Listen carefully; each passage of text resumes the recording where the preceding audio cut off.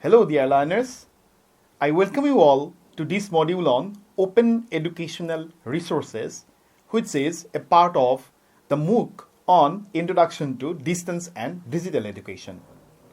In this module, we shall discuss open educational resources and its impact on education. Open education resources or OERs encompass a wide range of educational materials including textbooks, lesson plans, videos, audios, interactive modules, etc. that are made available under an open license, typically a Creative Commons license. These resources are free to access, distribute, and modify, removing all financial barriers and promoting a culture of collaboration and knowledge sharing. In today's interconnected world, access to quality education is not just a privilege but a fundamental right. However, traditional educational materials often come with a heavy price tag, limiting access to only those who can afford them. This is where open educational resources step in, and it has revolutionized the landscape of education by providing freely accessible, openly licensed materials that can be used, shared, and adopted by educators and learners all over the world. So, the basic objectives of this module are to explain the meaning of the term OER and see how the concept had evolved. Then, find out the key features of OER and discuss the role and usefulness of OER. Then, the third objective is to discuss the impact of OER in the field of education. The fourth objective is to trace the various challenges of embracing OERs in education, and the last objective is to discuss the scope of OER in 21st century education. So let us begin this module with a discussion on the term OER and how the concept of OER had evolved. We can begin by having a look at some of the definitions of OERs that have been accepted worldwide to be the standard definitions of the term. For example, the William and Flora Hewitt Foundation defined OER as the teaching, learning, and research resources that reside in the public domain or have been released under an intellectual property license that permits their free use and repurposing by others. Open educational resources include full courses, course materials, modules, textbooks, streaming videos, tests, softwares, and any other tools, materials, or techniques used to support access to knowledge. Then, the Organization for Economic Cooperation and Development defined OER as the digitized materials offered freely and openly for educators, students, and self-learners to use and reuse for teaching, learning, and research.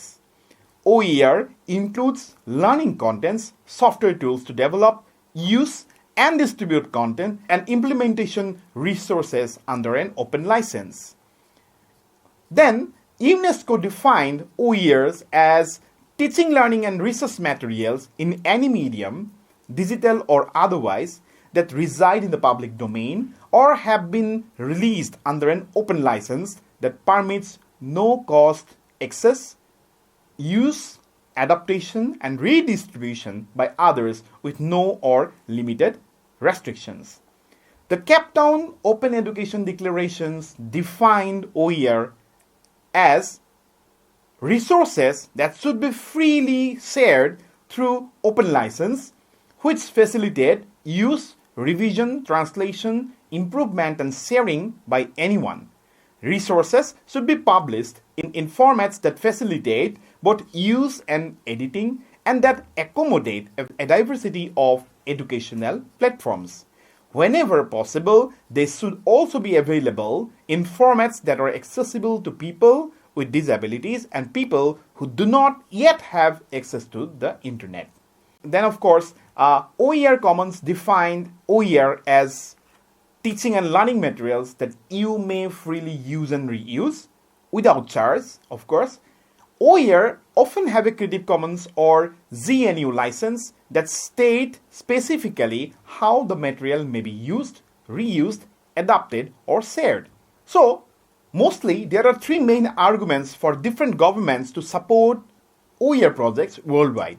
These are that the OERs expand the access to learning for everyone, mostly the non-traditional groups of learners, and thus widen the scope of their participation in higher education. Second, they can be an efficient way of promoting lifelong learning for both the individuals and the government. Thirdly, they can bridge the gap between non-formal, informal, and formal teaching. So, one key difference between OER and other educational resources is that OERs have an open license which allows adaptation and reuse without having to request the copyright holder. The emergence of what is called Global Commons, powered by the collective efforts of some intelligent people around the world, led to the coining of the term Open Education Resources or OERs at a UNESCO meeting in 2002. Now let us quickly look at how the concept of OER had evolved. The report of the Forum on the Impact of OpenCourseware for Higher Education in Developing Countries, UNESCO Paris, in 2002 purposefully showcased, perhaps for the first time, the need to provide educational resources for college and university faculties to adapt in accordance with their curricular and pedagogical requirements. By referring to the Massachusetts Institute of Technology University's OpenCourseware initiatives, the participants of the forum praised the university's support in producing materials for approximately 2,000 courses freely available for use by faculties and students from all over the world. A forum like this not only paved the ways for more recent discussions on intellectual property issues, but also helped to define the primary stakeholders for such initiatives. One of the major contributions of the forum was the adoption of various educational projects in the developing countries. Following this, several OER initiatives had been taken in many of such countries. A decade later, the World Congress on Open Education Resources UNESCO Paris, that was held from 2020 to 22nd June 2012, in order to celebrate the 10th anniversary of 2002 UNESCO Forum that coined the term Open Educational Resources, urged all countries and governments for developing and adapting OER in different languages to suit different contexts, encouraging open licensing of educational materials produced with the help of public funds. Since then, along with the emergence of various educational institutions of different sorts, there can be seen a major move by such institutions towards the creation of open educational contents along with printed textbooks and other reading material.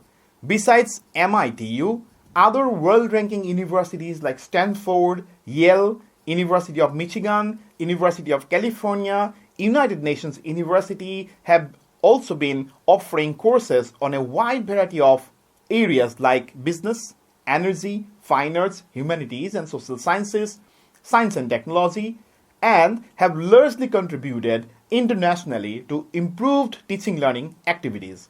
Such initiatives have not only helped both the learners and educators in general, but have also empowered the common people who can use those resources, reuse those contents for knowledge upgradation in a competitive world. After we have discussed the evolution of the term OER and how it came to be adopted worldwide, let us now quickly look at the important features of OER. The first feature is accessibility. OERs are freely accessible to anyone with an internet connection, making education more inclusive and equitable. The second feature is customizability.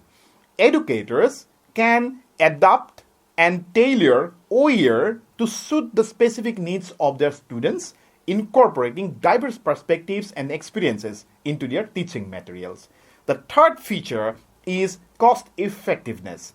By utilizing OERs, institutions and students can significantly reduce the cost of educational materials, alleviating financial burdens, and also increasing access to learning opportunities. The fourth feature is continuous improvement. OERs encourage continuous improvement and collaboration within the educational community as users can contribute feedback, updates, and enhancements to existing resources. The last important feature is global reach. OER transcends geographical boundaries, allowing educators and learners from around the world to benefit from high-quality educational materials and expertise. So these are the key features of OER, but we should also look at how OER has impacted education or how OER has influenced the field of education. Dear learners, we must note that when the term OER first emerged, the primary focus was on education or higher education, so to say. But with the passage of time since 2002, when the world witnessed great global participation in primary and secondary education, the concept of OER came to be included as part of institutional policy implementation encompassing many more areas. Besides, the increasing use of the internet in the whole world had helped realize the fact that OER is no longer a difficult issue among institutions in the higher education sector. Other than the internet, linking access and reuse of OER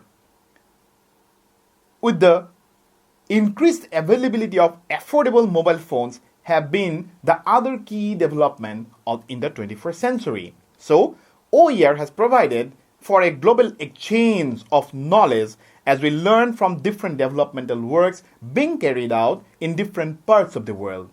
Open licensing as an approach to foster the spread of global public goods is another concern that has facilitated the spread of knowledge. In this context, Creative Commons has appeared to be the most significant licensing framework, although licensing options can vary from country to country. OERs have two biggest advantages. One, they have the potential to cut the costs of printed materials, thus saving a whole lot of public money. And second is that OERs can increase access and improve the quality of education.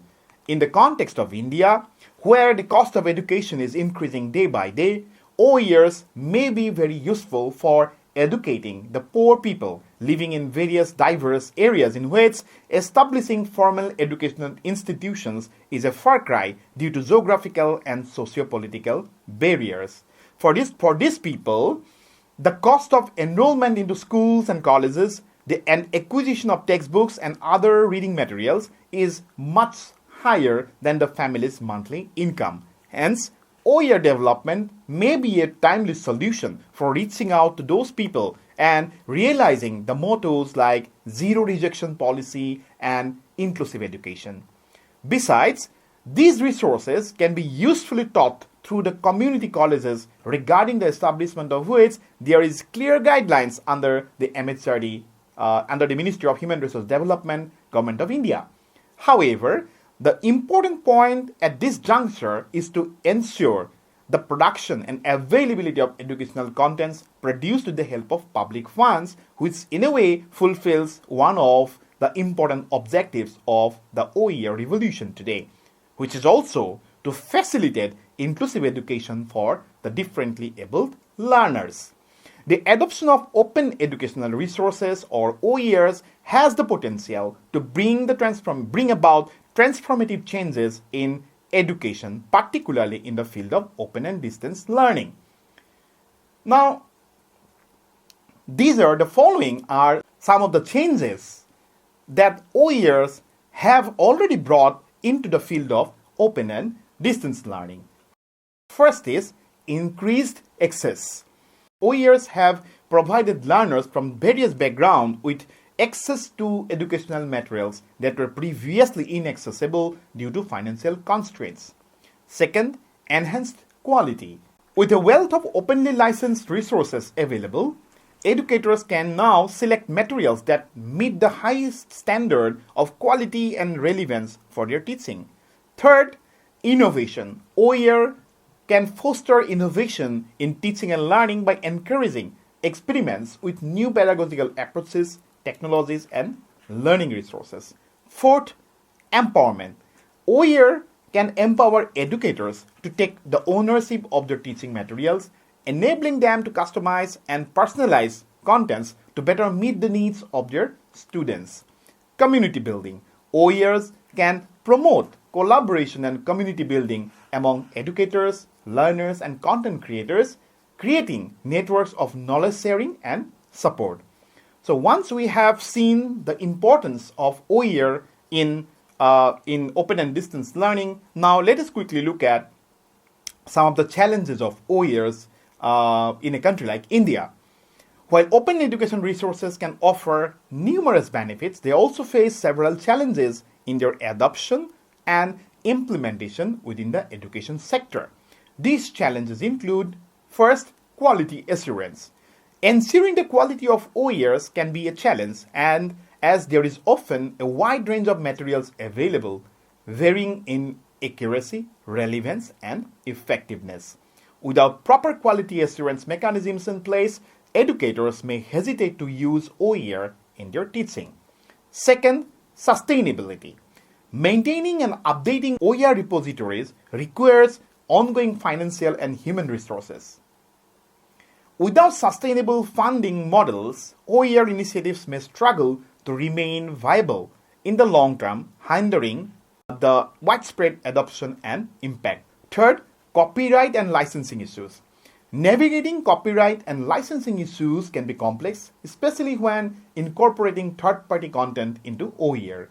Educators must understand the terms of use associated with different OER licenses to ensure compliance with copyright laws and avoid potential legal issues. Then another challenge is technical barriers. Accessing and using OER may require technological skills and infrastructure that are not universally available. Limited internet connectivity, outdated hardware, and lack of technical support can impede educators and learners from effectively utilizing the OERs. Next challenge is cultural and linguistic diversity. OER may or may not always reflect the cultural and linguistic diversity of the learners, particularly in global contexts. Developing culturally relevant and linguistically appropriate OER requires intentional efforts to include diverse perspectives and voices in content creation. Next challenge is resistance to change. Some educators may be resistant to adopting OER due to unfamiliarity with open licensing concepts or concerns about the quality and reliability of freely available materials. Overcoming resistance to change requires awareness building, training, and support for educators. Then, the next challenge is integration with institutional policies. Integrating OERs into institutional policies and practices can be challenging, particularly in traditional education systems where proprietary materials and commercial publishers dominate. Institutions may need to revise their policies and practices to support the adoption and use of OERs effectively.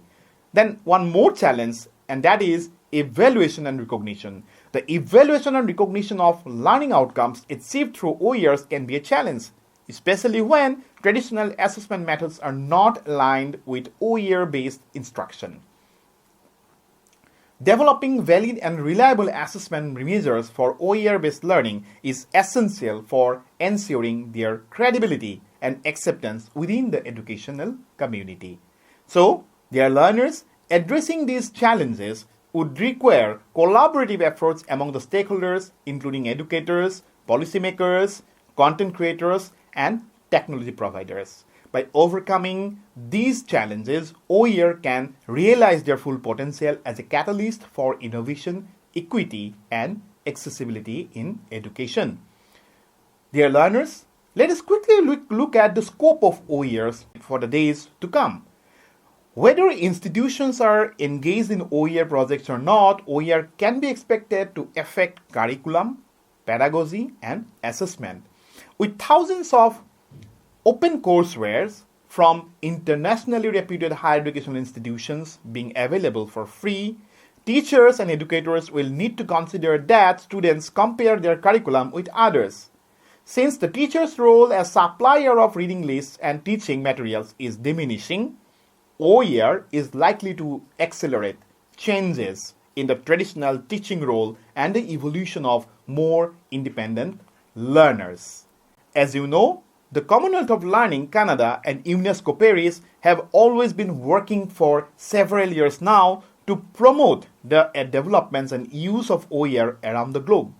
COLE, for instance, maintains an online directory service for OER from the Commonwealth countries, which is easily accessible from their website, which is www.col.org. Besides, they also have identified free courses from different institutions belonging to the Commonwealth countries that can be used by other stakeholders in areas like higher education, secondary schooling, teacher education, education for women and skill development, and so on. All these OER courses and materials are developed so that without duplicating efforts, participating countries can directly access quality materials that they can adopt and adapt as and when necessary. COLE has become one of the major publishers of the latest resources and toolkits on OER.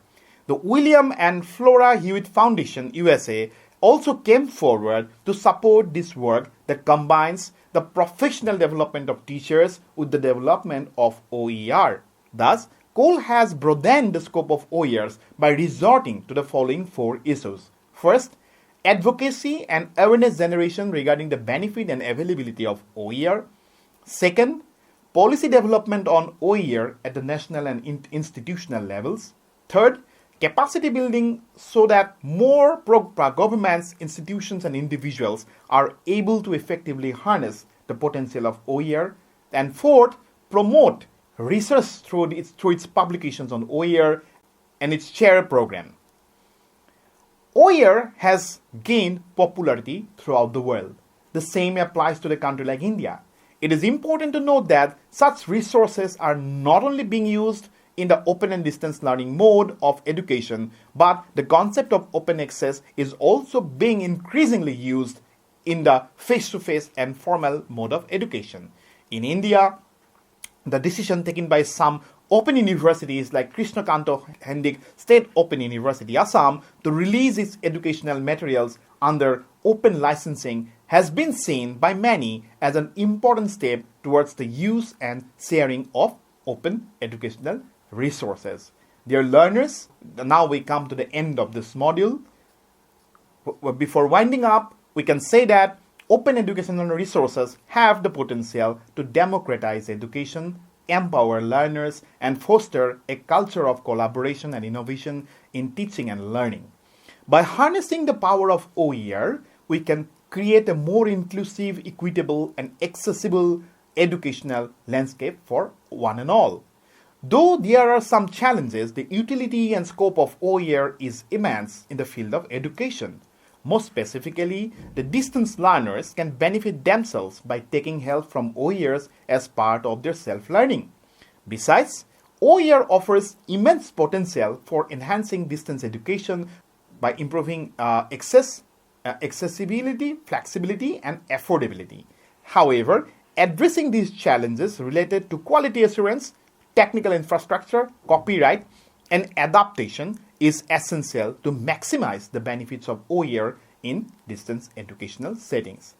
Through collaborations, innovation, and a commitment to open education principles, distance education institutions can harness the full potential of OER to provide high-quality learning experiences for the learners across the globe. Dear learners, so we wind up here. See you again in the next module. Till then, bye.